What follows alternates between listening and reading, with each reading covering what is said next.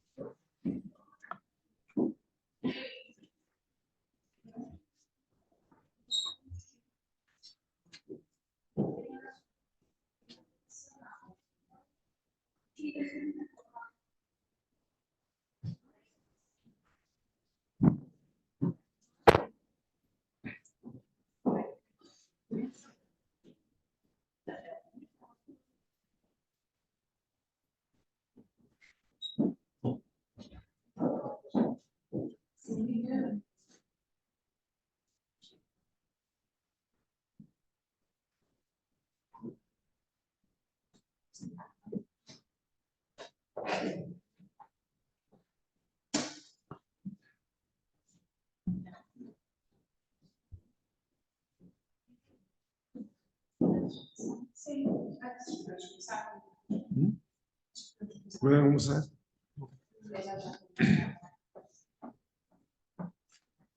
Mais luz? Não há mais luz? Não há mais luz? É um bocadinho mais. Mas depois tiramos. Tá bom. Ok, obrigado.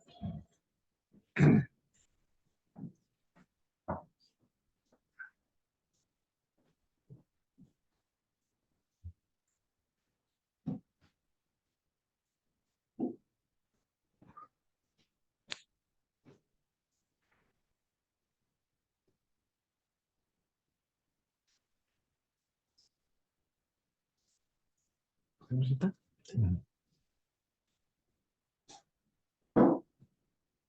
Bom dia, boa tarde a todos e a todas. Estava a ver se, esperava mais um minuto, a ver se vinha mais alguém, mas disseram-me que poderia talvez começar, já está na hora, não é? E então nessa altura eu vou começar por, além de agradecer a vinda do professor Ciro Baião Calvo, de estar aqui conosco para partilhar a sua conferência. Queria, antes disso, apresentar, digamos, na sua trajetória como professor de Departamento de Sociologia e Trabalho Social na Universidade de Valladolid e vice-diretor para as Relações Internacionais da Faculdade de Economia e Gestão. Os seus principais interesses de investigação abrangem as desigualdades sociais na educação e a avaliação das políticas. Publicou em revistas de renome, como a European Journal of Education, o International Journal of Education Research, o British Journal of Social Work ou ainda o International Social Work. Realizou ainda estadias de investigação na Universidade Católica de Leuven, Lovaina, em Bélgica. Realizou estadia de investigação também noutras instituições e participou em vários projetos de investigação e avaliação de projetos financiados por organismos públicos como a Comissão Europeia.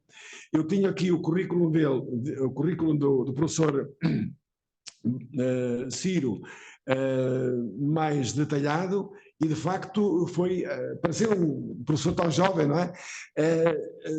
Ter já uma lista considerável de publicações, quer em artigos, quer em capítulos, livros e livro. Portanto, eu gostaria de salientar, sobretudo, que em revistas indexadas, das quais estas importantes que acabei de dizer, ele tem trabalhos muito importantes sobre o trabalho social, o abandono escolar e digamos, os fatores que levam ao abandono escolar, e nesse sentido tem aqui uma série de artigos em autoria ou em coautoria muito importantes, mas também tem 10 capítulos de livros sobre políticas de bem-estar, qualidade de vida, pactos para o bem-estar, mudança social e género, projetos de inovação social, políticas de inovação social, papel determinante da educação, justamente, também penso eu, na diminuição das desigualdades sociais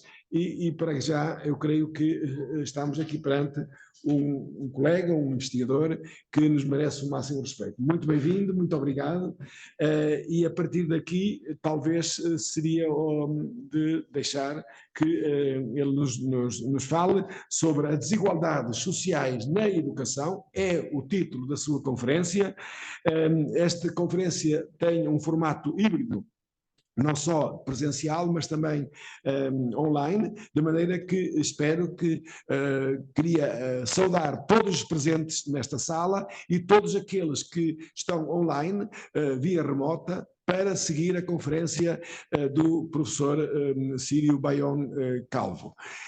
Se depois tiverem perguntas, seja de uma forma ou de outra, façam-nas chegar, de maneira que depois tenhamos um debate.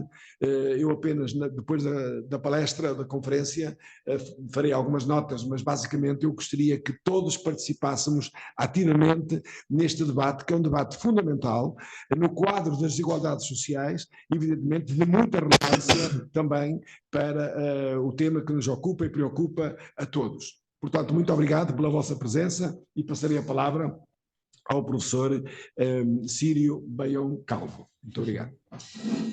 Pues muchas gracias a todos y a todas por estar aquí conmigo, tanto presencialmente como en la sala virtual.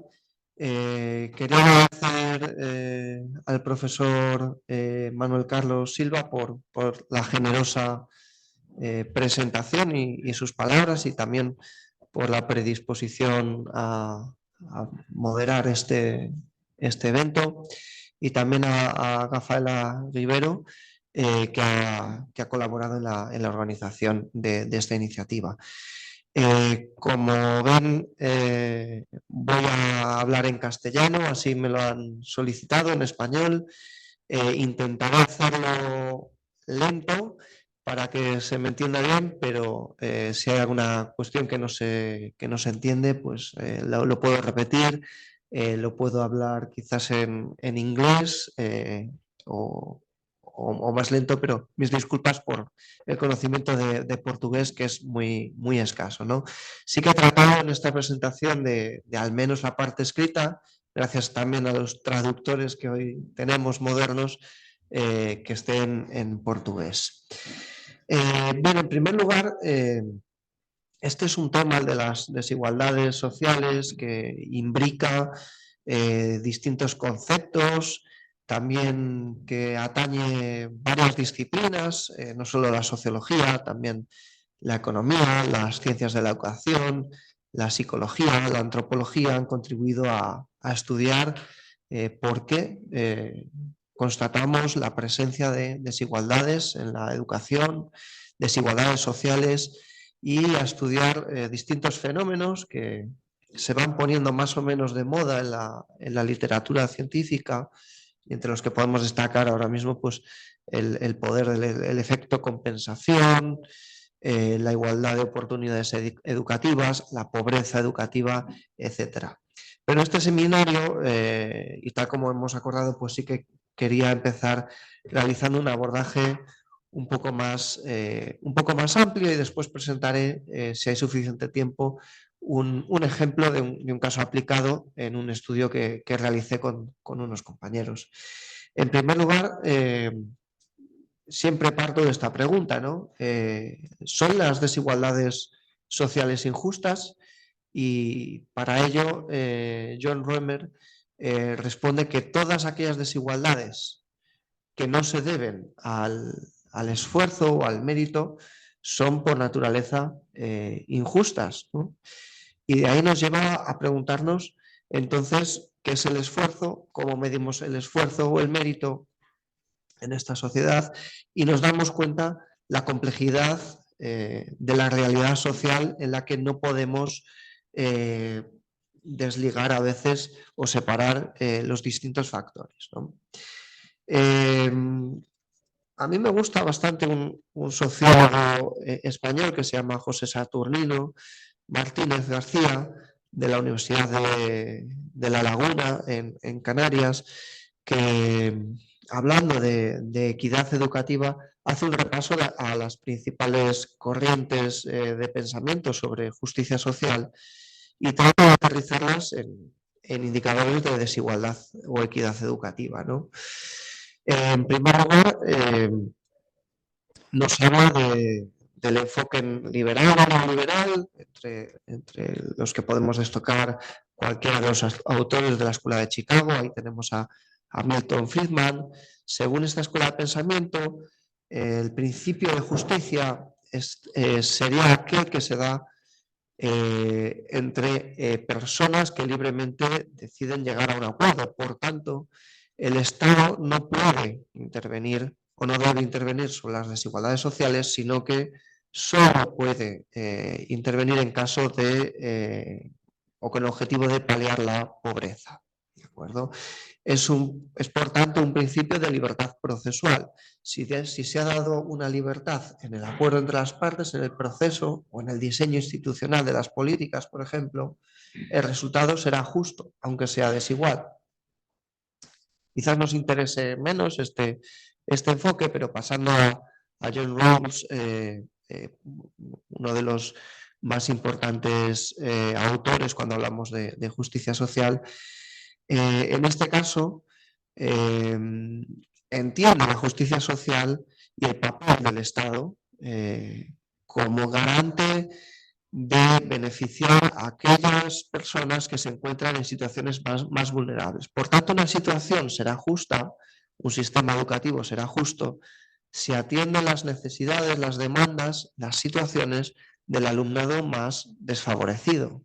Solo si este tipo de alumnado, si este tipo de personas mejora su posición, entonces podemos hablar de un sistema socialmente justo. Tomando de ejemplo o como marco el enfoque de Rawls, este sociólogo realiza o propone, ¿no?, distintos indicadores. Uno de ellos es este que tenemos en pantalla, el porcentaje de alumnado de bajo origen social que obtiene mejores resultados en el informe PISA de la OCDE, el estudio de evaluación internacional, ¿no? Es decir, aquellos estudiantes desfavorecidos que pese a esa condición social obtienen los niveles 5 y 6 que en la escala PISA estiman de competencia científica, matemática y de comprensión lectora. Y vemos como en el caso de España y Portugal, que están señalados con sendas flechas, están en lo alto de esa clasificación. Por tanto, podemos ver que desde ese punto de vista España y Portugal están en una posición mejor comparativamente respecto a otros países. Dworkin realiza una diferencia y básicamente aduce que las desigualdades justas son aquellas que se deben a preferencias individuales, a decisiones y no a circunstancias sociales. Es decir, se tiene que neutralizar el efecto de las circunstancias sociales y desde ese punto de vista entiende como previsibles, razonables y justas aquellas desigualdades que, habiendo paliado el origen socioeconómico o social, se dan por motivo de decisiones o responsabilidad individual, ¿no? Aquí nos podríamos preguntar qué podemos considerar como responsabilidad individual, cuando sabemos que la trayectoria educativa, las transiciones educativas y del mercado laboral están siempre mediadas por variables del contexto socioeconómico. Pero tomando como referencia el abordaje de Dworkin, este sociólogo propone a su vez dos maneras de ver hasta qué punto podemos vislumbrar esto en los resultados de PISA. Aquí tenemos la varianza explicada por el origen social. Cuanto menor es, mejor o más igualitario o equitativo será el sistema educativo, aunque vemos en este caso más una presencia de más varianza. En el caso de Portugal, en cualquier caso, ambos países nos situamos por debajo del promedio. Igualmente, en este caso se utiliza la distancia entre el alumnado de más bajo rendimiento y más alto rendimiento, y vemos como que en algunos países como Francia, Bélgica, Hungría, Holanda, estas diferencias son mucho más altas, y en el caso de España y Portugal son más bajas. Es decir, el alumnado de origen social alto y bajo tiende a tener menos diferencias educativas en el caso de nuestros países, ¿de acuerdo? Por último, el abordaje marxista, que resumiéndolo mucho en el tiempo que tenemos, podemos acordar que es que se basa en principios de igualdad absoluta o igualdad de resultado. Pues este autor propone un abordaje en el que se pueda explicar una medida como la desviación típica, es decir, una medida de dispersión total de los resultados, es decir, hasta qué punto los estudiantes tienen un resultado distinto del promedio, ¿no? Y vemos que aunque hay más igualdad entre países, nuevamente España y Portugal se sitúan por debajo de la media, lo cual es positivo en términos de equidad educativa. Ya hablando de la influencia de la clase social, en la igualdad de oportunidades, tenemos ciertas tendencias, macrotendencias, ¿no?, en las últimas décadas que podemos convenir, ¿no? Por un lado, el aumento de la escolarización en todos los niveles, especialmente la educación terciaria en España, pero también en Portugal durante las últimas décadas. Muy importante dentro de esta tendencia la mejora del rendimiento y de la escolaridad de las mujeres ya desde hace más de 3 décadas. También conviene convenir que las diferencias de clase en lo que respecta a este nivel de escolaridad no han sufrido grandes alteraciones en los últimos años, y también que cada vez más nos preocupa los distintos puntos de tensión que hay en los distintos tramos de transición. Es decir, cuando una estudiante pasa de la educación secundaria obligatoria a la educación secundaria posobligatoria, o cuando transita hacia la educación terciaria, universitaria o profesional, o cuando transiciona al mercado laboral. En todos esos puntos son un campo abonado para las desigualdades sociales, ¿no? Pero bueno, quería enseñaros también algunos gráficos que he recopilado. Aquí vemos muy sucintamente la evolución de la escolarización en el tramo más inferior del sistema educativo, es decir, la población con menos estudios, la que tiene como grado más alto la educación secundaria, la primera etapa de la educación secundaria o menor, es decir, aquí también está la educación primaria, y vemos cómo en ambos países se ha reducido, una reducción más acusada en el caso de Portugal en los últimos 10 años, pero que en cualquier caso converge entre ambos países.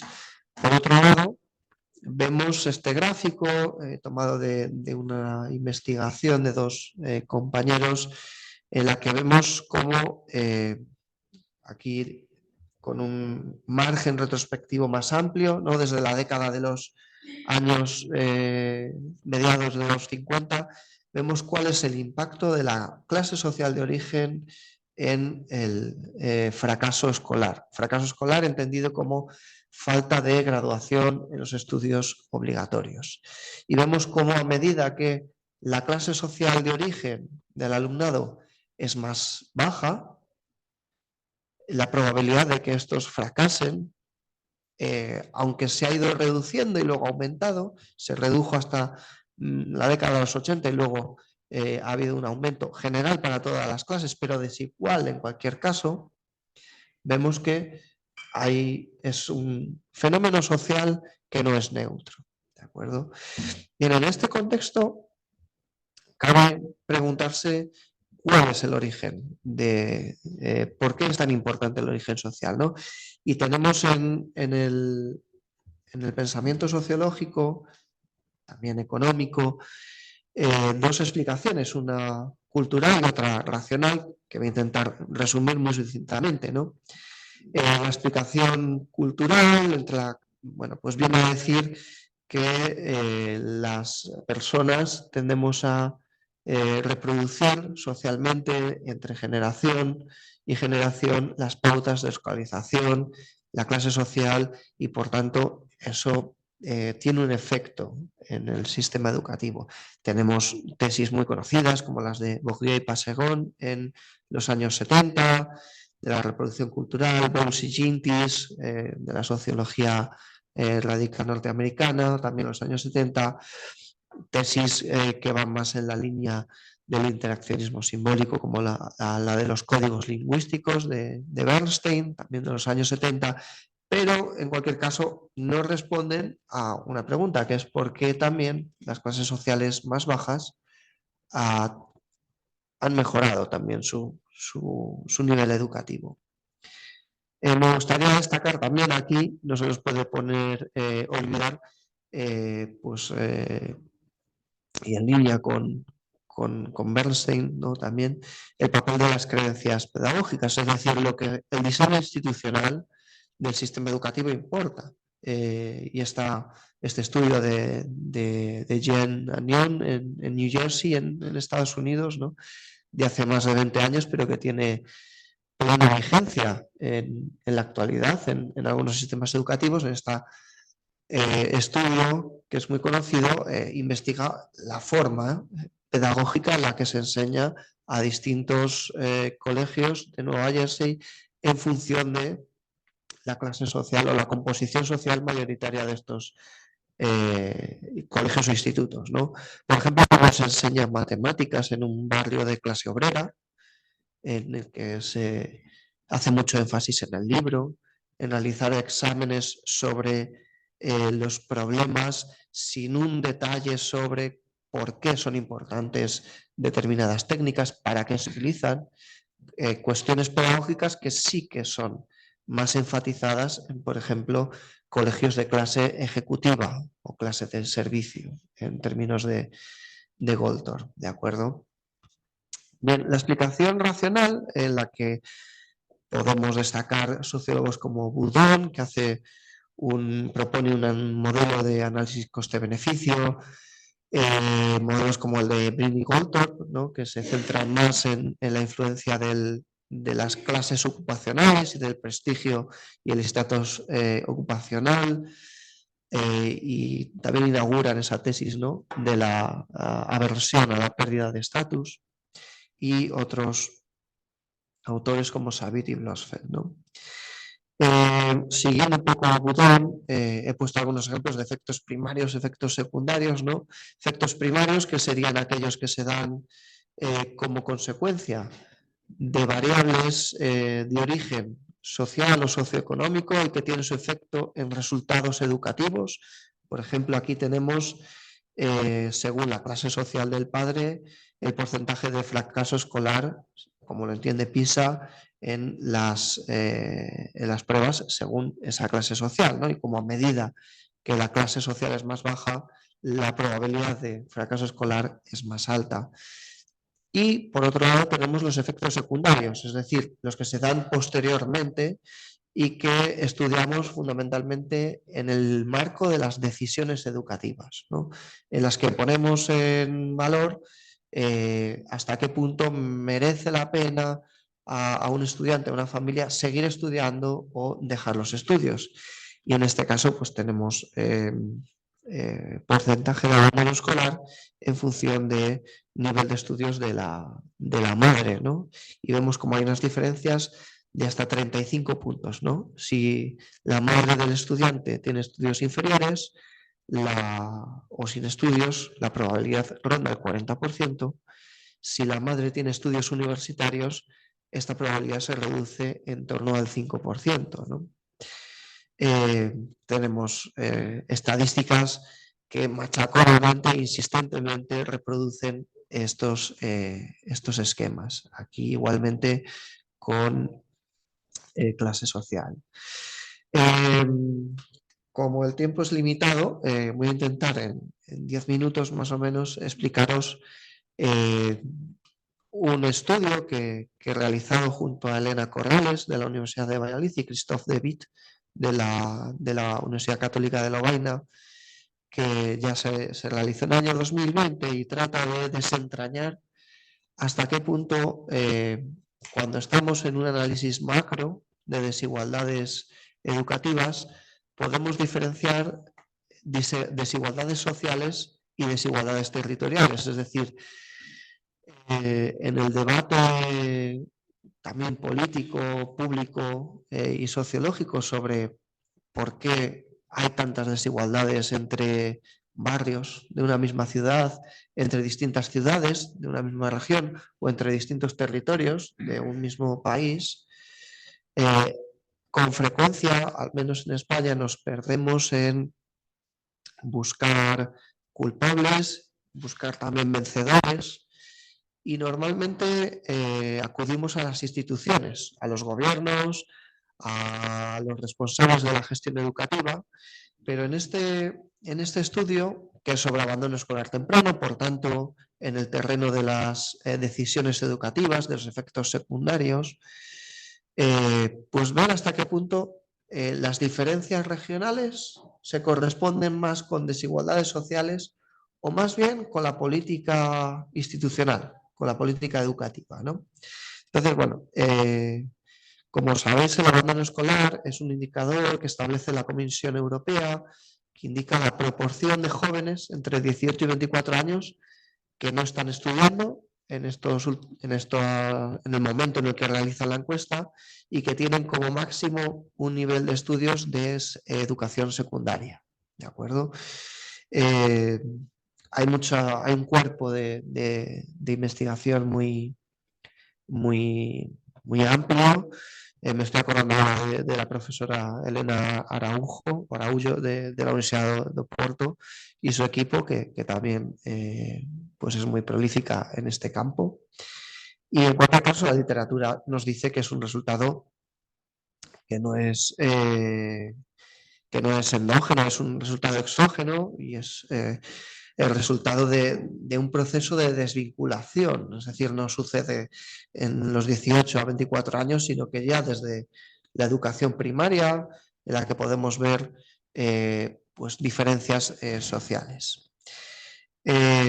Conviene también diferenciar y saber de lo que estamos hablando, no es un resultado educativo solo, es un indicador que hace referencia también a la estructura económica y social de las regiones o de los países. Tiene distintos efectos y consecuencias en términos de cohesión social, bienestar económico y privado, de salud, de comportamiento criminal, de valores cívicos y democráticos. Es decir, hay un montón de literatura sobre patrones, variables que están asociadas a el abandono escolar temprano. Y en el caso de España, que es el que estudiamos nosotros para las 2 últimas décadas aproximadamente, nos fijábamos en lo siguiente. España, al igual que Portugal, Italia, Rumanía, Bulgaria, Grecia, fundamentalmente países de lo que podemos llamar Europa del Sur, presentan unas desigualdades regionales muy grandes, ¿no? Esta es la distancia entre la región con menos abandono y la región con más abandono escolar, ¿no? Estas desigualdades se han reducido, pero rondaban los 20 puntos en el caso de España y Portugal.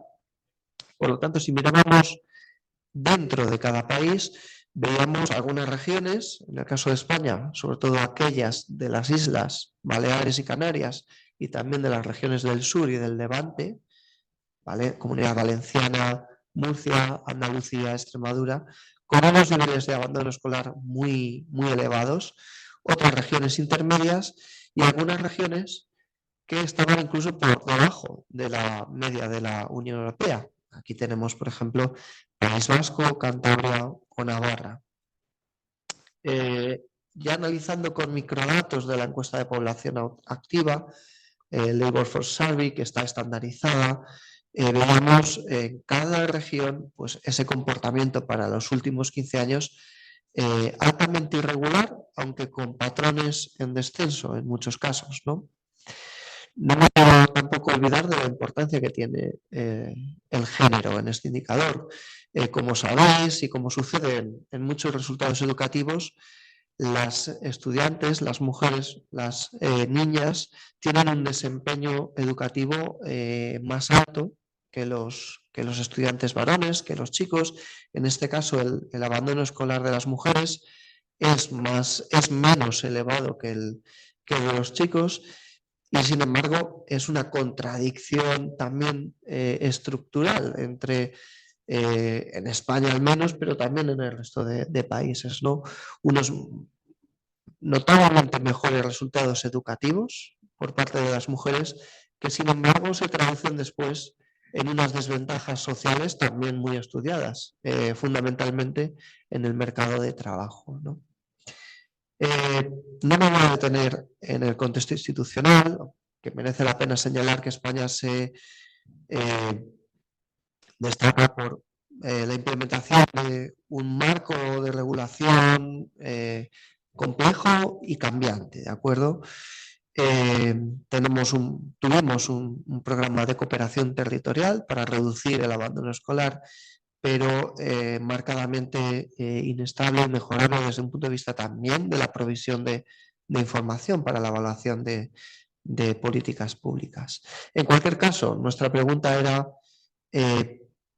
¿cuáles son las causas de estas desigualdades territoriales?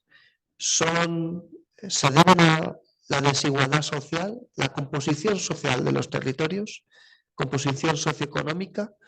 ¿Es por esa estructura de población? ¿O es porque hay algo más a nivel institucional y de política educativa? Aunque no me voy a detener en ello, hemos hecho distintas metodologías y aquí me gustaría presentar una que es de carácter cuantitativo, que siempre debe de ser complementada con otras de carácter cuantitativo más descriptivo y también con investigaciones, por supuesto, cualitativas.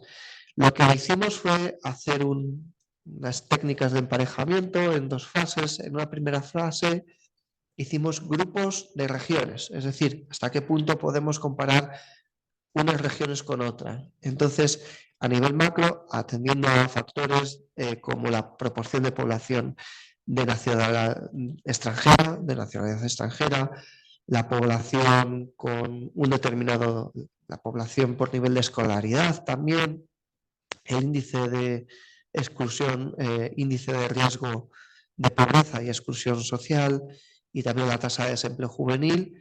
Hicimos un match entre distintas regiones con un análisis clúster, ¿no? Entonces, teniendo esos tres grupos de regiones comparables, lo que hicimos fue después comparar individuos dentro de esos grupos de regiones. Para eso utilizamos una técnica de emparejamiento que se llama Propensity Score Matching, que básicamente lo que hace es buscar personas muy similares o gemelos estadísticamente, ¿de acuerdo? Para después hacer una comparación, ¿de acuerdo? Entonces, no quiero extenderme en esto por el tiempo, que ya veo que estamos cerca de la media hora. Lo que hace básicamente es buscar o calcular un impacto de una política social en concreto entre unas personas que reciben un tratamiento y unas personas que nos sirven de grupo de control. Claro, en este caso de este diseño de investigación, el tratamiento no era recibir una medida social, una política educativa en concreto. El impacto era el impacto regional, es decir, hasta qué punto residir en una comunidad autónoma, en una región, y por tanto ser sujeto de ese marco institucional puede tener un impacto en la explicación de las desigualdades educativas. O no, o esto se debe a el resto de variables. ¿Cómo puedo hacer eso? Controlando todas las demás variables. Y con la encuesta de población activa podíamos controlar las distintas variables.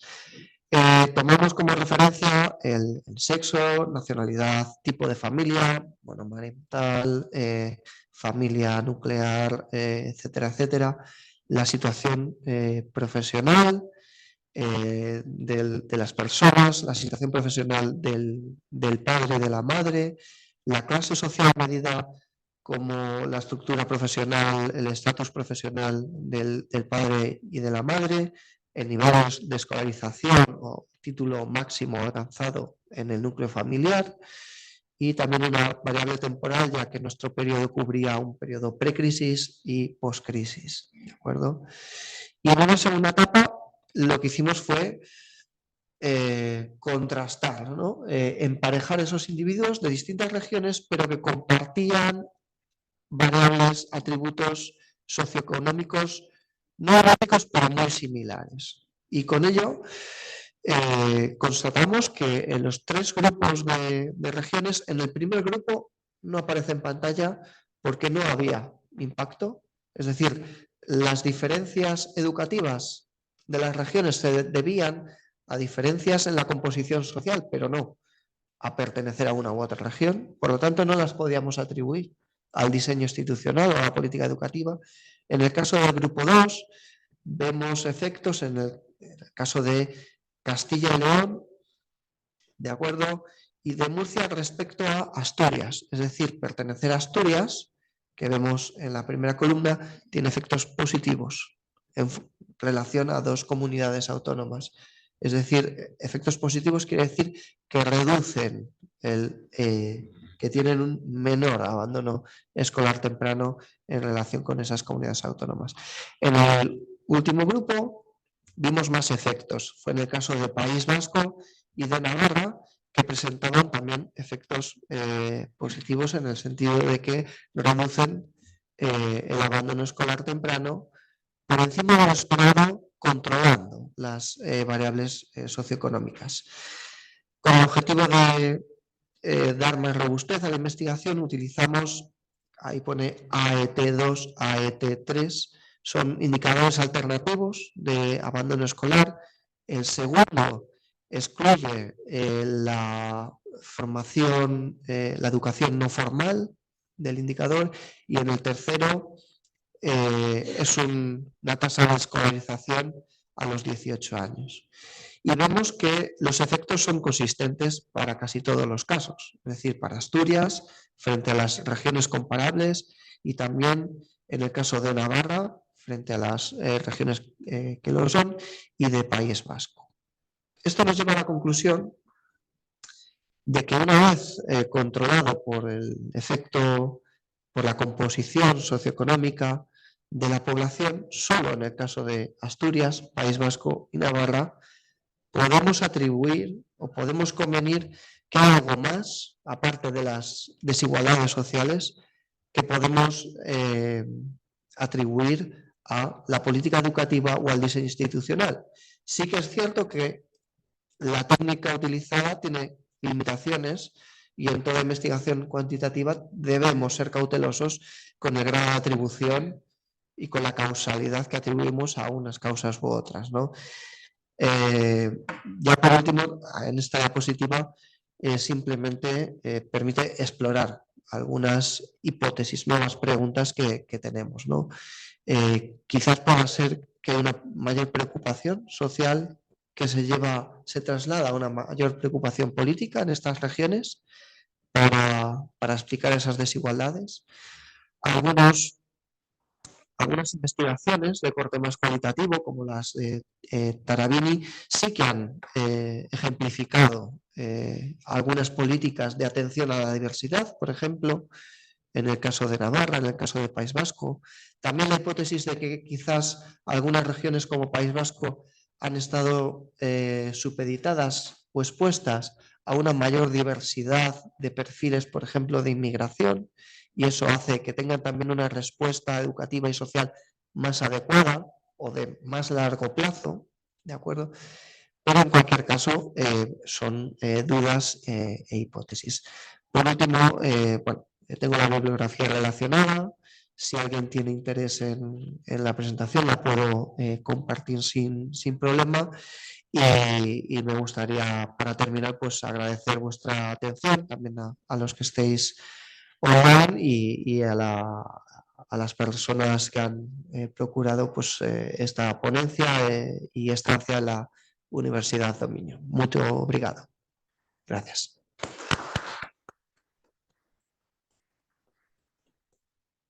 Muchas gracias, profesor Ciro, por su excepcional conferencia. Ha sido muy interesante, muy importante. Yo quería también transmitir los saludos del profesor Domínguez, que no pudo estar presente, pero portanto, le saluda y bienvenido a nuestro centro de investigación, Centro Interdisciplinar de Ciencias Sociales. Bueno, no sé si quiere que hable en castellano, puedo hacerlo. No sé qué prefieren, o entonces en portugués despacio. ¿Cómo prefiere? Es igual. Es igual. Como, bueno. Aquí hay más portugueses. Mais portugueses, que... bom, vamos a aceitar a maioria, não é? Bom, eu queria sublinhar que de facto foi uma excelente palestra ou conferência, sobretudo pelo desenvolvimento nos estudos de caso, nomeadamente na Espanha, nesta parte final, que acho que é muito interessante. Em todo o caso, eu gostaria de fazer algumas observações mais de caráter teórico. Ou seja, creio que as desigualdades sociais na educação não podem ser vistas separadas das desigualdades sociais em termos mais gerais. Ou seja, por que é que nós consideramos hoje que as desigualdades sociais em geral são injustas, do ponto de vista crítico? Porque, de facto, não há justificação, não há argumentos, nem há razões para manter as desigualdades sociais.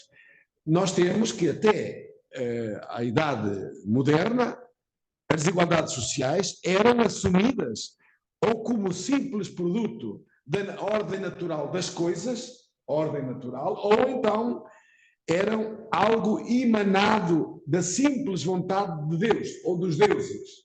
Portanto, tudo isto retira-nos todas as leis das várias religiões, Manu, hindus, islâmicos, os filósofos, Platão, Aristóteles, até o cristianismo, que naquela altura significou um avanço em relação ao esclavagismo, criticando o esclavagismo, mas ainda veio legitimar a desigualdade social na base da servidão feudal. Não é? Depois foi necessário esperar ao século XVIII autores iluministas que puseram em causa todas as desigualdades. O Rousseau é uma referência, porque ele diz que o homem é bom por natureza e igual por nascimento. Claro que ainda é um filósofo, não é? Porque na prática não somos iguais por nascimento, na realidade. Não é? Temos desigualdades mesmo por nascimento, de classe, étnico-racial e de género, e outras. Portanto, eu creio que as ideias iluministas, a Revolução Francesa, as várias revoluções no século XVIII e XIX foram importantes para, de certa maneira, diminuir essas desigualdades sociais, mas elas mantiveram-se. E por assim dizer, gostaria só, e o professor Ciro chamou a atenção para a questão da meritocracia. Da meritocracia é hoje o mérito, o esforço. Hoje podemos considerar que é uma nova ideologia. da legitimação das desigualdades sociais e também na educação. Mas eu gostava de claro que nós temos aqui, o professor trouxe-nos várias posições, a neoliberal do Friedman e outros, para, de certo modo, dizer-nos e haver como uma espécie de petição de princípio das desigualdades, dizendo que, havendo acordo e não haja coação, o Estado não tem de interferir e as desigualdades são legítimas. É o que a teoria liberal e neoliberal vem dizendo.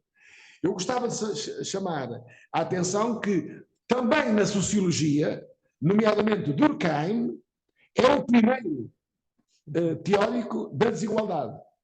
Porque ele diz que as desigualdades são expressões das aptidões ou dos talentos. E, portanto, elas são efeito da divisão social do trabalho. Portanto, o que ele acha é que não deve haver desigualdades por via da divisão forçada do trabalho. Se a divisão do trabalho for forçada, contra as competências, qualidades ou méritos dos indivíduos, ela deve ser evitada. Para quê? Para evitar a anomia social. A anomia social é, obviamente, a falta, a ausência de regras, de normas e que leva a um comportamento que diria não de acordo com as normas e os valores da consciência coletiva.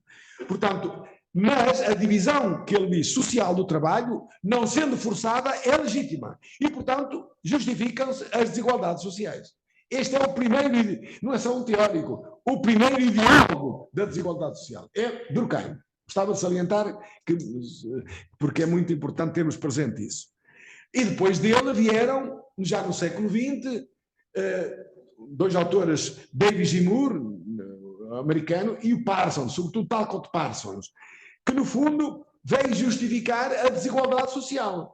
E diz, não será nunca possível encontrar uma sociedade igual. Nunca. Porquê? Dizem eles, porque as sociedades são constitutivamente diferenciadas, estratificadas e hierarquizadas.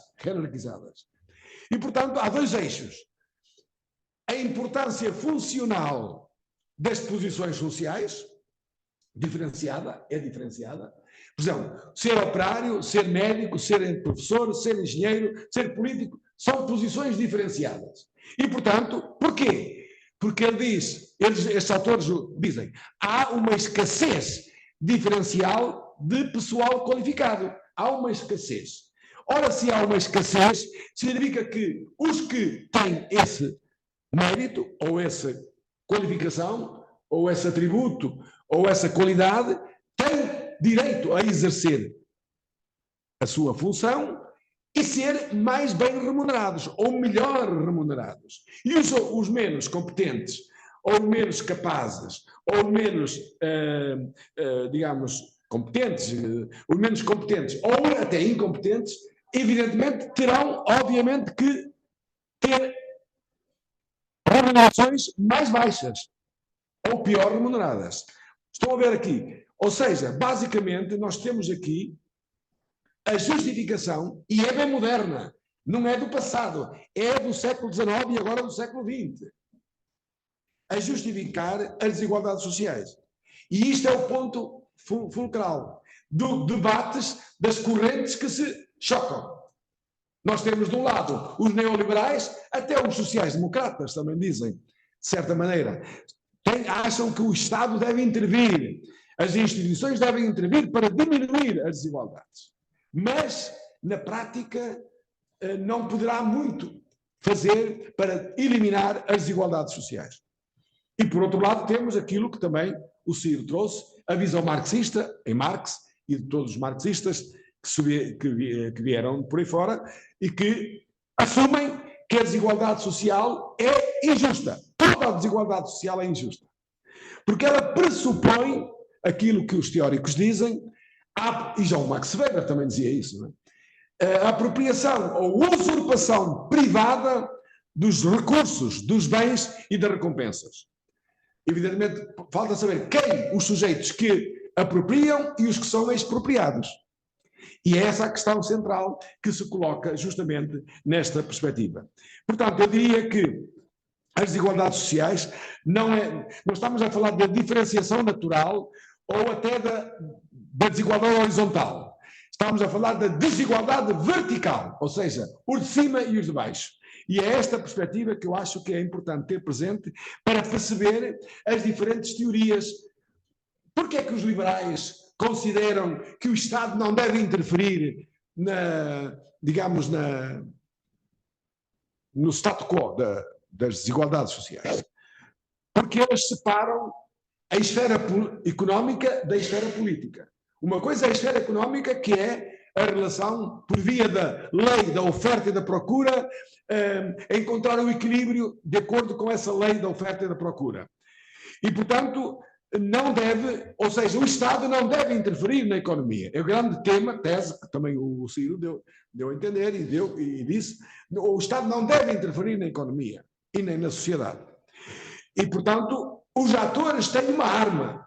É que hoje, num sistema democrático liberal, podem escolher os seus representantes.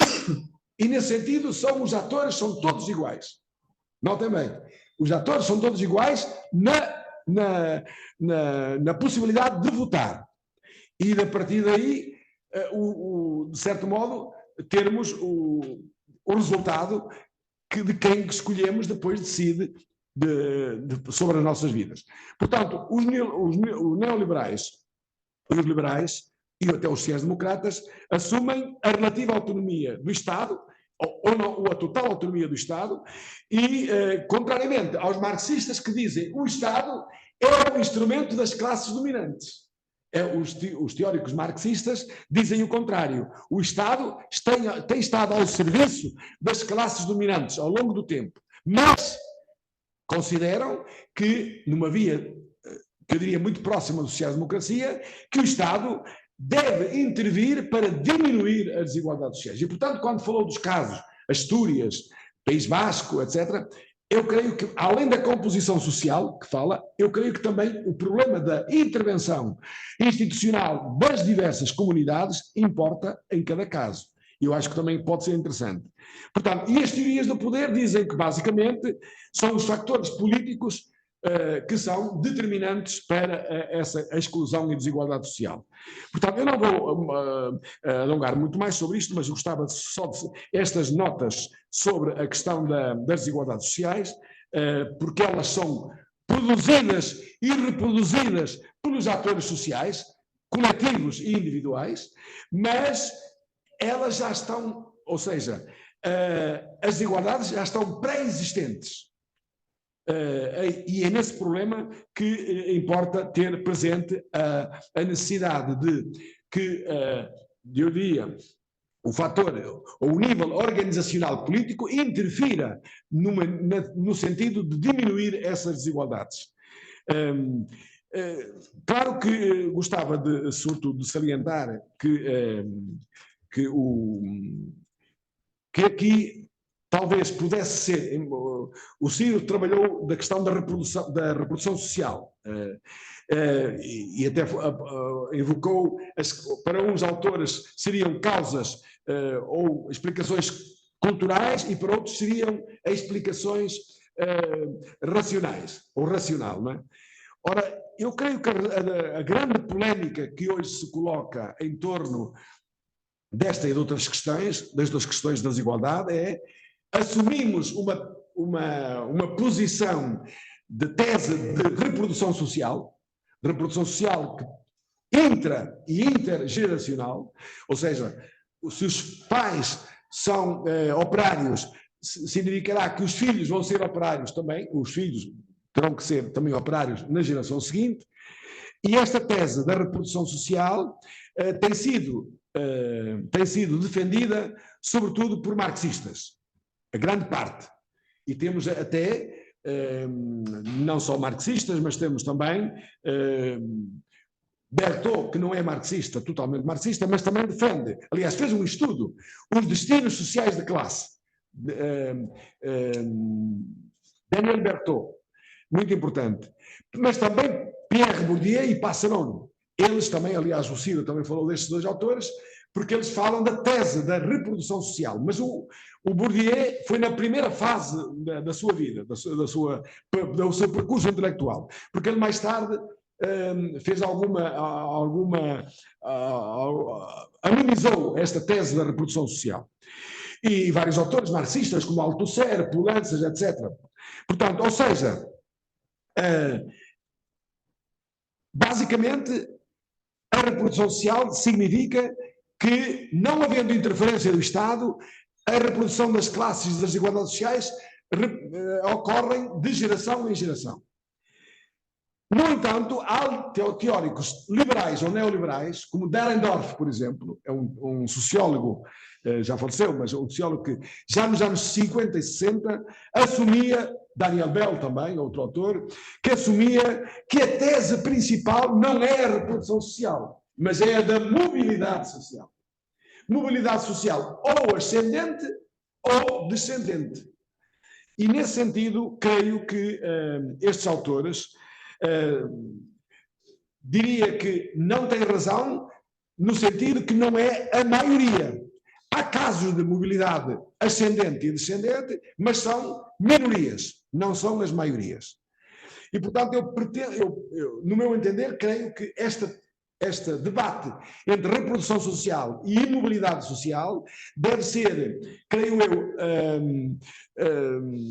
densificado ao ponto de dizer a regra é ainda a reprodução social, por classe, e quando estamos a falar da explicação que é dita cultural, ela também é económica. Portanto, a reprodução não diz apenas que a reprodução ocorre por via do capital cultural. Ela ocorre também por via do capital económico.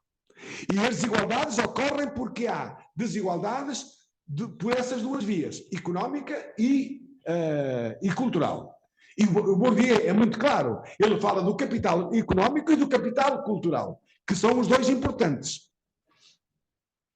Ora bem, mas a tese da mobilidade é também uma tese que não é verdadeira em termos generalizados, porque não existe, mas há uma tese que pode dizer-se que, em algumas circunstâncias, devido à intervenção institucional, sobretudo dos Estados, pode haver um nivelamento ou uma melhor desigualdade social, e há crianças de classes operárias ou de funcionários públicos, etc., que no percurso conseguem, por essa via de apoio do Estado ou pelo capital cultural ou outro, podem aceder a uma melhor posição social e a uma mobilidade social. Portanto, eu diria que nesta tese a base seria, no meu entender, a tese da reprodução, mas sem negar que existem casos, e cada vez mais casos, de mobilidade social. Eu acho que isso é importante. E há estudos concretos que me parece muito interessante ter presente. Bom, eu não vou alongar mais, queria, sobretudo, salientar que, no caso português, nós temos, diria, ganhos bastante consideráveis, sobretudo depois do 25 de Abril. É bom que se diga. Antes do 25 de Abril era apenas uma elite de 1% que ia estudar e que concluía estudos superiores.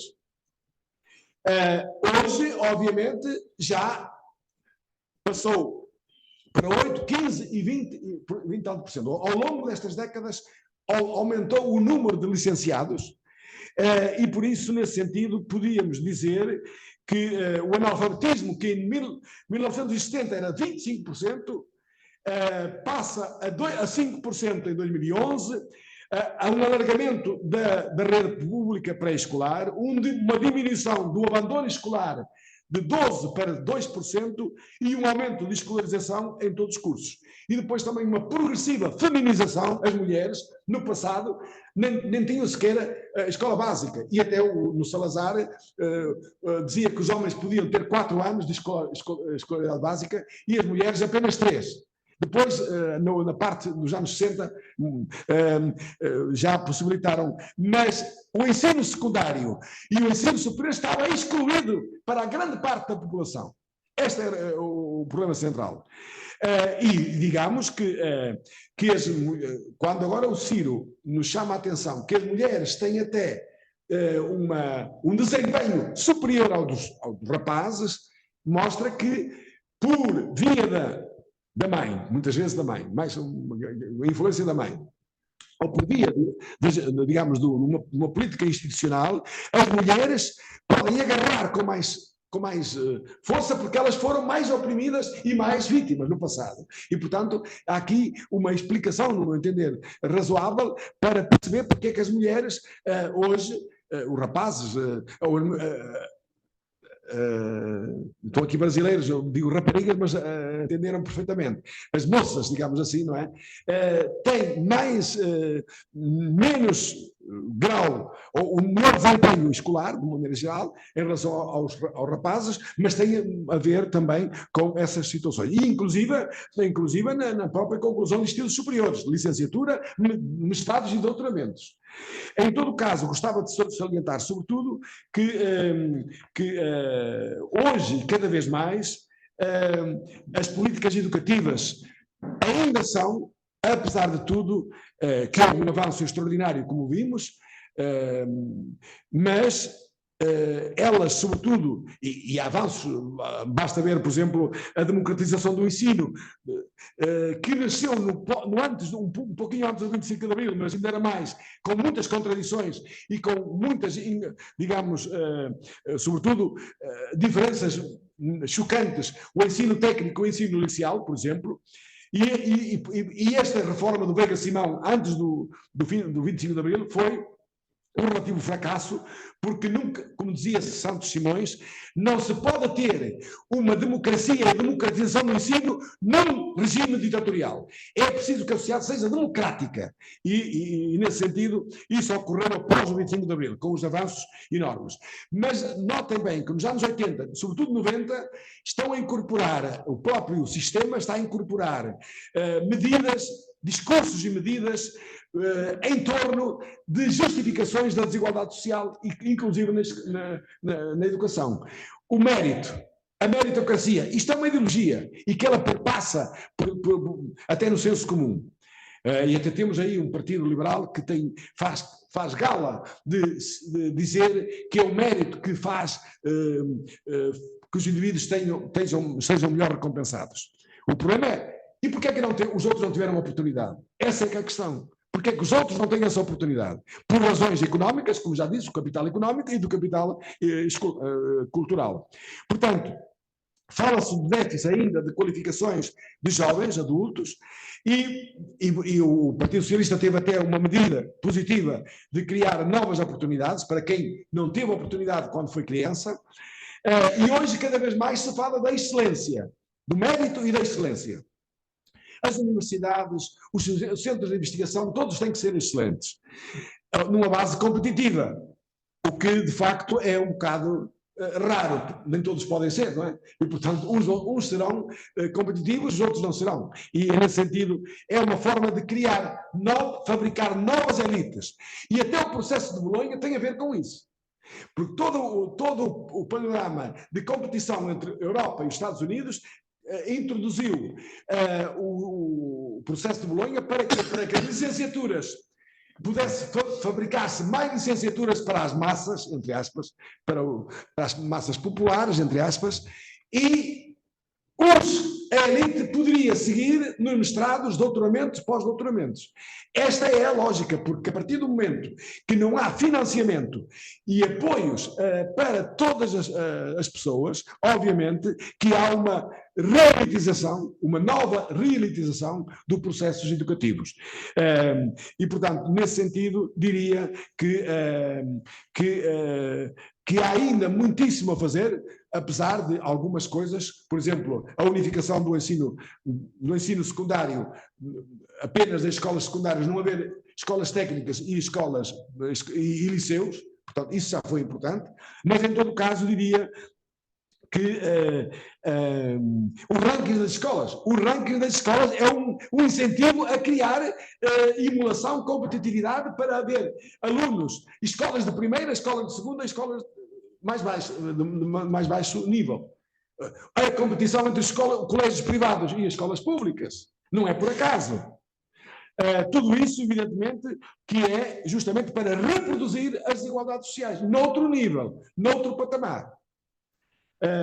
Portanto, eu diria, basicamente, indo agora um pouco para a parte final, relembrar algumas ideias centrais que foram, portanto, trazidas para o debate pelo professor Ciro. Ele fez digamos, uma introdução e uma perspectiva teórica sobre o problema, trazendo aqui as várias correntes, neoliberal, Rawls. Eu diria que, talvez, trazer aqui os sociólogos, o Durkheim, o Weber e outros autores, pudesse, além do Marx, obviamente, que trouxe, mas que pudesse ser interessante para o debate. Mas, certamente, trazer aqui o John Rawls, que não é um liberal, obviamente, e, portanto, ele dá um passo em frente no sentido de mostrar que é possível diminuir as desigualdades numa base da escolha racional e, portanto, e sobretudo, de princípios morais, éticos, etc., e, nesse sentido, a distribuição, sobretudo, no campo, na esfera redistributiva. Depois, acho que, evidentemente, que todas, para além de todas as várias explicações que nos foram dadas, tenho que saudar o professor, porque nos trouxe aqui, inclusive, estudos concretos em relação à União Europeia e comparativamente dos vários países, na base dos critérios de Rawls e de Dworkin, a influência da classe social. Isso é muitíssimo importante, que no sucesso ou no insucesso escolar, que também, de facto, foi aqui muito evidente na sua palestra, na sua conferência, mostrando as diferenças regionais também no abandono escolar precoce na União Europeia e depois também na própria Espanha, e eu quero felicitá-lo por esta excelente exposição que nos trouxe, e agora creio que seria a altura de deixar que as pessoas colocassem questões, perguntas. Desculpa se eu alonguei um bocadinho, mas foi por trazer ao debate justo também aqui a dimensão, ou digamos, a perspectiva sociológica que me parece importante. Que agora felicito porque também, pelos vistos, está a fazer um doutoramento, além do que já tem, não é? Tem outro doutoramento em curso na Universidade Complutense de Madrid, é isso? Meus parabéns. Aí vai ser muito mais interessante e vai avançar mais, certamente, também nos seus trabalhos. Eu quero felicitá-lo mais uma vez pela excelente conferência que nos deu. Muito obrigado. Bom, então, agora perguntas, questões.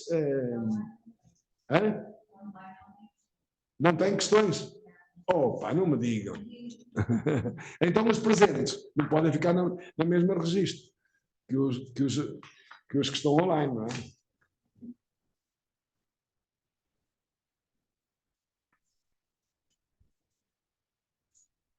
Ninguém tem uma pergunta? Pelo menos uma pergunta para... Ou estão com muita fome?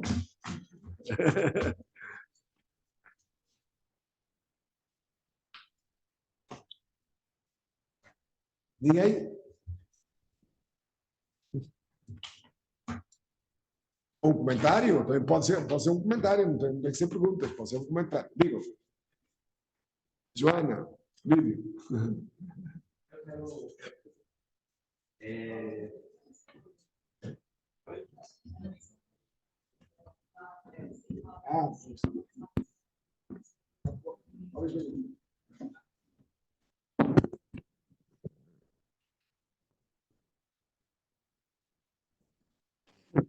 A minha pergunta vai no sentido de, por exemplo, eu vim do interior de Minas Gerais, no Brasil, e a maior parte da evasão escolar da minha escola era no sentido de que essas crianças e adolescentes tinham que ali contribuir no trabalho, enfim, no trabalho para sustentar a família e tudo mais.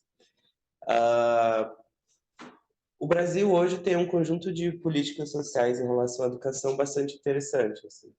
Então, com o advento das cotas, tanto no sentido da renda como também nas cotas sociais, mudou a cara da universidade pública brasileira. Mas, ao mesmo tempo, as políticas de assistência estudantil nas universidades é relativamente frágil no sentido de manter os alunos ali dentro da universidade. E eu vejo que essa fragilidade se dá no sentido de que, principalmente no sentido orçamentário, assim, apesar de que tem um plano nacional de assistência estudantil, mas o sentido do orçamento é sempre altos e baixos, dependendo do humor do governo. E aí eu também queria que você comentasse um pouco, principalmente em relação a como que você avalia esse processo da assistência estudantil dentro das universidades, por exemplo, como que isso pode contribuir tanto no sentido para fazer com que essas pessoas que terminaram o ensino secundário entrem na universidade e tenham a capacidade, né? A gente estava conversando mais cedo em relação, por exemplo, o problema daqui em relação ao arrendamento, né? Então, uma evasão em relação à assimetria entre o dinheiro que seus pais têm, que você pode conseguir de assistência estudantil aqui, e a realidade que é dos preços absurdos dos aluguéis e também da distância em relação à família, enfim. Queria que você comentasse um pouco sobre isso, assim, que é um pouco da nossa realidade aqui enquanto universitários também. Obrigado. Obrigado.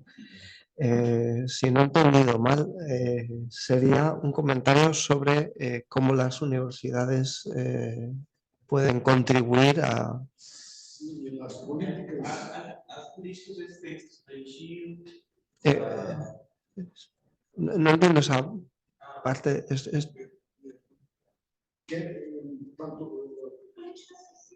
Sim, as políticas As sociais. políticas, nomeadamente as políticas sociais a partir do governo e a partir também dos Estados, a partir do governo central ou dos Estados. A pergunta era mais referenciada ao... Apesar de, no Brasil, já haver algumas políticas a nível central e a nível estadual, algumas políticas de apoio, elas são insuficientes e, sobretudo, frágiles em relação, sobretudo, a las famílias com menos recursos, obviamente. Y él dice también que aquí en Portugal ocurre lo mismo también. No, aquí en Portugal hoy cada vez más los estudiantes no frecuentan la enseñanza universitaria, aunque sean inscritos, porque no tienen dinero para pagar la renta. Hay una especulación grande, sobre todo en Lisboa, Porto y en Braga también. Y que no permite que debiera haber un apoyo institucional para tener residencias universitarias, para que todos puedan tener un precio accesible y no tener rentas de habitación muy caras, ¿no? Ese es un problema que impide que las personas puedan concluir sus cursos, básicamente. Bien, bueno, gracias por el comentario y a Manuel por completarlo. Bien, no conozco con profundidad el caso de Brasil. Supongo que sí que conozco otros casos en América Latina con más intensidad, como el caso panameño, por ejemplo, o el caso de Ecuador, donde pues cobran sentido, por ejemplo, los programas de transferencia de rentas condicionadas, ¿no? Condicionadas a la asistencia. Yo creo que también con el comentario que ha hecho el profesor Manuel Silva y con la evidencia de este estudio y de otros muchos, podemos extraer o podemos acordar que la política educativa no puede separarse de la política social y que hay en muchas ocasiones a los gobiernos, a los estados, les exigimos cambios y mejoras en la política educativa que no son realistas ni son, no son coherentes ni son aplicables. Quiero decir, la política educativa tiene sus límites, ¿eh? Y hay quizás una escasez de visión holística y ampliada de un enfoque amplio desde el punto de vista político, ¿no? A la hora de acometer estas reformas y estas políticas, ¿no? También en relación a lo que comentaba el profesor, ¿no?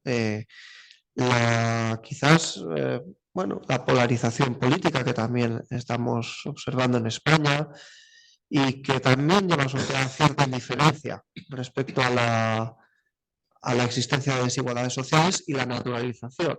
Yo provengo aunque pertenezco al departamento de Sociología, imparto clase en una facultad de Ciencias Económicas y Empresariales, y siempre me llama la atención la casi total indiferencia respecto a la preocupación, ¿no? Entienden, como entendían Davis y Moore, que las desigualdades sociales bueno, pues están ahí, son casi como un fenómeno natural y que el sistema casi que tiene que alentarlas, ¿no? Para distribuir incentivos de manera desigual. Por tanto, yo pienso que hay que buscar fuera del sistema educativo causas y también las soluciones, ¿de acuerdo? Son necesarios más estudios y también en relación con lo que ha comentado el profesor, pues ver también otros fenómenos, sobre todo lo que tiene que ver respecto al género, como desde un punto de vista educativo tenemos políticas de género y resultados de las mujeres muy positivos, pero que eso luego no se traduce en una minoración de las desigualdades de género, ¿no? Entre hombres y mujeres en cuanto a renta percibida, estatus ocupacional, etcétera, etcétera. ¿De acuerdo? En un estudio también realizado en la Universidad de Valladolid, junto con mis compañeros y compañera Jezabel Lucas y Rogelio Gómez, se ve como, por ejemplo, en términos de abandono escolar no hay desde hace más de 20 años. Es una tendencia que no es nueva, aunque a veces se presente como tal, ¿no? Las mujeres abandonan menos y obtienen mejores resultados. Sí que es verdad que si vamos, después separamos lo que es segregación horizontal de vertical, vemos que dentro de los estudios universitarios, aquellos STEM, ¿no? De ciencia, tecnología e ingeniería, son más predominantes los hombres, justo aquellos en los que las retribuciones después son mayores. Pero en cualquier caso, tenemos que ver el sistema educativo como un campo en el que podemos atenuar las desigualdades sociales junto a la política social. Y ya como último comentario, ¿no? Siempre también por lo que ha comentado el profesor, estamos en esta tendencia a marketizarlo todo, a mercantilizarlo todo, establecer rankings. Entonces vemos dinámicas por las cuales se mejora la escolarización, es palmario, ¿no? En todos los niveles, pero las clases medias altas y las clases altas necesitan, ¿no? Van al siguiente tramo. Ya no tenemos tanto un problema de abandono escolar, que lo seguimos teniendo, pero en España, por ejemplo, se ha reducido mucho. Ahora el campo donde se batallan las desigualdades sociales es el de los másters, ¿no? O el de los doctorados. Y dentro de los másters y doctorados, la búsqueda de las familias acomodadas de aquellas instituciones que puedan diferenciar a sus hijos e hijas del resto, ¿no? Y ahí pues podemos, en este sentido, el jueves también haré una breve presentación más específica de un estudio sobre abandono en la universidad y cómo las familias de orígenes socioeconómicos favorecidos compensan. La compensación ya no es acceder a la universidad, la compensación es clases particulares, profesores de refuerzo, recursos de salud mental, psicólogos privados, etc. Son nuevos campos y vías de diferenciación. Y yo, bueno, No sé si con esto he completado un poco vuestros comentarios. En cualquier caso, pues son necesarios estudios específicos en el caso de Minas Gerais o de Brasil, ¿no? Portugal, España, siempre atendiendo al contexto. Y nada más, muchas gracias. Muy bien. Mais? Sim. Então, com respeito a das questões, gostava de saber se as condições relativas às infraestruturas diferenciadas nas diversas escolas podem ser interpretadas como mediadoras ou transformadoras das desigualdades sociais. E, pergunta ainda, é possível reduzir significativamente as desigualdades sociais na educação? Como? E temos ainda um comentário do uma espectadora que diz que tem apenas uma observação que interfere nesta temática e pede para o professor falar um pouco sobre isso, que é a questão do uso das tecnologias e a influência da desigualdade, das desigualdades na educação. Bueno, entiendo infraestructuras como recursos materiales de los, ¿no? La misma palabra. No soy no me considero experto en el tema, ¿no? de infraestructuras, tampoco de tecnologías. A veces mi opinión es que a veces se magnifica, sobre todo en el campo de la innovación educativa, las nuevas, bueno, ya no tan nuevas, ¿no? Nuevas tecnologías, innovación educativa, educación digital, recursos tecnológicos, infraestructuras en cuanto a edificios, equipamiento, aulas. Es muy viejo el debate, ¿no? Sobre, por ejemplo, el tamaño del aula. Cuánto alumnado puede o debe de existir por aula en la educación primaria, en la educación secundaria. Para mí es menos importante ese punto. Quiero decir, las infraestructuras y la innovación educativa, en tanto en cuanto se alcance un mínimo y en tanto en cuanto no hay diferencias muy grandes entre lo que infraestructuras de distintos colegios en distintas ciudades o dentro de la misma ciudad, no lo entiendo como una variable a tener muy en cuenta desde el punto de vista de la política educativa y de la política social. Es decir, en el caso de España, por ejemplo, hay un debate abierto sobre las clases particulares, ¿no? Las clases en pequeño grupo quizás puedan ser más beneficiosas, clases particulares para alumnado poco favorecido, ¿de acuerdo? O que tiene un rendimiento menor, ¿no? Eso me parece más importante en el momento actual que vivimos en España, creo que también podía ser extrapolable a Portugal. Es más importante otro tipo de actuaciones que no tienen que ver con tecnología y con infraestructuras, ¿no? No quiero decir con esto que la tecnología sea socialmente neutra, no lo es, y su aplicación no lo es. Y habría que ver, como en el caso del estudio de Anion en New Jersey, de qué manera, con qué fines se está utilizando la tecnología. Pero a colación de lo que ha comentado también el profesor y que comentaba el compañero de Brasil, muchas veces la desigualdad, por ejemplo, en España, la desigualdad entre los centros educativos se explica por la desigualdad, por la segregación residencial. Y el precio de las viviendas es algo que marca después la heterogeneidad o la homogeneidad de la población escolar, ¿no? Así que yo puedo hacer un diseño institucional educativo muy intensivo, pero si no tengo en cuenta la fuerte segregación residencial que hay en algunas ciudades españolas, estoy hablando que hay mercado educativo en el mercado de la vivienda, por ejemplo, ¿no? Y que ambos fenómenos están muy ligados y por tanto debo de paliar de alguna manera los efectos perniciosos que puede tener que en una misma ciudad haya guetos educativos, ¿no? Escuelas con una población escolar muy homogénea tanto de clase media alta, donde no hay problemas de convivencia, donde las padres y madres tienen ocupaciones liberales, de prestigio, donde los alumnos y las alumnas concentran muchos recursos educativos, culturales y materiales, y luego por contra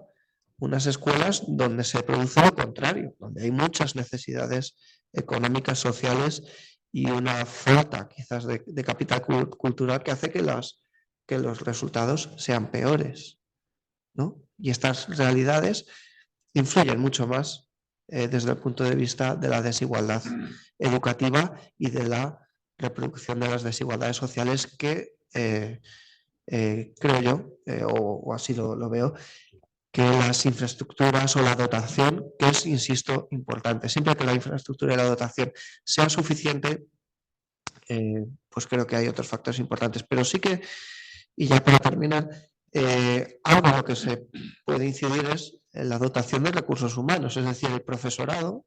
Muchas veces el esquema de incentivos que tiene el profesorado para escoger unas escuelas u otras, tenemos que arbitrarlo de tal manera que el profesorado más capaz, o el mejor, no me gusta la palabra más capaz, pero el profesorado que atiende a la población desfavorecida de una manera más intensa o más adecuada, o que tenga más experiencia, tenga incentivos para ir a aquellos contextos escolares con más dificultad o con más segregación educativa. Eso sí que creo que es una vía en la que podemos mejorar. Sí. Muito bem. Una observación, pero ¿no crees que la tecnología como tal puede ser un factor que ayude a justamente disminuir la desigualdad? Es que la tecnología no es solamente dada desde el punto de vista sino que hay personas que teniendo otras posiciones sociales aquí podría combinarse la educación con la tecnología a esas personas que utilizas que son menos favorecidas para obtener esa educación que solamente estaría dada para un tipo de población. Sí. Desde luego que se puede utilizar con ese fin y que puede ser provechoso, y hoy en día cualquier estudiante en edad universitaria puede acceder, por ejemplo, a cursos en abierto, los llamados MOOC, ¿no? Massive Open Courses. Puede estudiar, tener una formación de las universidades más prestigiosas en ese sentido, pero que una oferta tecnológica no implica que la demanda de esa tecnología sea socialmente neutra, ¿no? La sociología de la educación nos dice que precisamente los estudiantes de entornos socioeconómicamente menos favorecidos tienen menos recursos culturales, quiero decir, tienen una menor motivación y un menor acceso a estos recursos, fundamentalmente porque tienen, como diría Bourdieu, un hábitus que les predispone en menor medida a utilizarlos. En cualquier caso, puede desde la administración pública arbitrarse soluciones tecnológicas, por supuesto, para de alguna manera paliar, pero tienen que ser siempre dirigidas teniendo en cuenta que la tecnología no es socialmente neutra. Sin ir más lejos, existe un estudio de Leopoldo Cabrera que indica cómo la tecnología también durante la época del COVID ha marcado, es un vector de desigualdad. Durante el COVID en España, pues con datos del CIS, del Centro de Investigaciones Sociológicas de España, creo recordar, veía cómo las diferencias muy abultadas entre familias de distinto origen social de los recursos tecnológicos que tenían, dispositivos informáticos, calidad de la conexión a Internet, número de equipos a repartir entre la unidad familiar, tablets, iPads, etcétera, ¿no? Entonces, por eso tenemos que buscar todo lo que sea fuera del sistema educativo está abonado, es un campo abonado a las desigualdades educativas, ¿no? Porque depende en mayor medida de las familias. Entonces, tendrá que ser una tecnología con una perspectiva social muy importante dirigida desde los centros educativos, ¿no? Pero sí, es un arma de doble filo que se puede utilizar para aminorar esas desigualdades. Muito bem, muito obrigado. Obrigado. Acho que permitam-me apenas que relativamente às desigualdades de género, foi dito aqui que o desempenho das mulheres nas últimas décadas estão até superiores em relação aos homens, em termos de mestrados, doutorados, mas o facto é que as desigualdades de género, como disse o Ciro, continuam, porque as mulheres não têm acesso a funções, sobretudo a funções de poder. Elas aí estão bastante baixo das relações de poder, que não são grande parte controladas por homens, nas estruturas de poder. Bom, era só essa nota que eu gostava de, enfim, da minha parte também clarificar. E, não havendo mais perguntas, se houver, digam já, se não, passaremos, digamos, à nossa pequena comensalidade. Certo? Muito obrigado mais uma vez, professor Ciro Calvo, pela sua excelente conferência. Obrigado a todos por estarem presentes e aqueles que estão online, que também, afinal, fizeram as suas questões, perguntas. Muito obrigado e acho que foi um excelente intercâmbio das nossas ideias a respeito das desigualdades na educação. Muito obrigado. Obrigado.